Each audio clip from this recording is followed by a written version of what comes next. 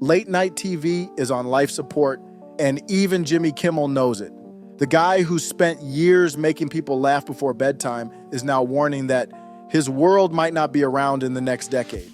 With streaming services dominating and viewers watching what they want, when they want, the days of staying up to catch a late-night monologue are practically over. Kimmel sees the writing on the wall, but should we really care? I don't. These late-night hosts like Kimmel, Fallon, and the rest have made a career out of catering to the political elite and special interest groups, pushing whatever agenda is handed to them. Now, they're facing the harsh reality that people are just tired of the same old corporate drivel. Their ratings are tanking because folks want humor, not another lecture or a half-baked political rant disguised as a joke. But now that their viewership is dwindling, we're supposed to feel sorry for them? Please. Kimmel himself has pointed out that the whole idea of appointment viewing is practically dead. Gone are the days when you had to tune in to watch Johnny Carson or David Letterman because they were the only game in town. Nowadays, you can watch pretty much anything, anytime.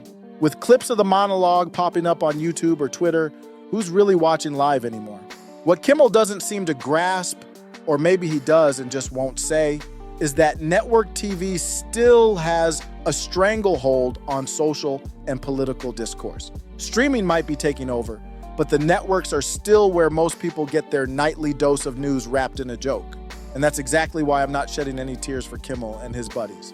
These shows are still tools for the corporate media to push their narratives, only now fewer people are interested in tuning in. Kimmel's got a contract that runs until 2025, but after that, who knows? He's worried about what comes next because, let's face it, the late night gig doesn't really prepare you for anything else. Most of these hosts get typecast and struggle to find roles outside of the studio.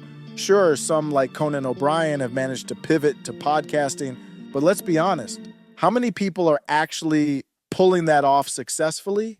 Kimmel's made a name for himself by playing it safe with corporate jokes that don't ruffle too many feathers. But in an age where people want authenticity, his kind of humor is falling flat. And now he's talking about how late night TV might not even exist in 10 years? Well, maybe that's because people are finally waking up to how stale it's become. The big question now is, what happens next? Kimmel's worried about his career, but the real story is what happens to the entire late night genre. Networks are already shifting their focus. James Corden left, and CBS replaced his show with a game show.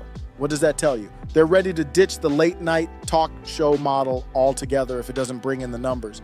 We're looking at a future where late night TV might survive, but only because it gets propped up by something, maybe even government subsidies. Think about it. If network TV starts losing its grip on viewers, what's to stop the powers that be from stepping in to keep it alive? After all, TV has always been a tool for controlling the narrative, and they're not going to let that go without a fight. As streaming services like Netflix and Hulu offer more choices, they also represent a shift away from the kind of controlled environment that network TV offers. So when Kimmel expresses concern about the future of his show, he's really just lamenting the loss of the old media power structure. In the end, the real issue isn't that late night TV is dying, but that it's been a mouthpiece for corporate and political interests for too long. So as these shows fade into obscurity, maybe it's time to welcome the change and look forward to something new. After all, a world without Kimmel and his peers dominating the airwaves might just be what television needs. Middle MAGA.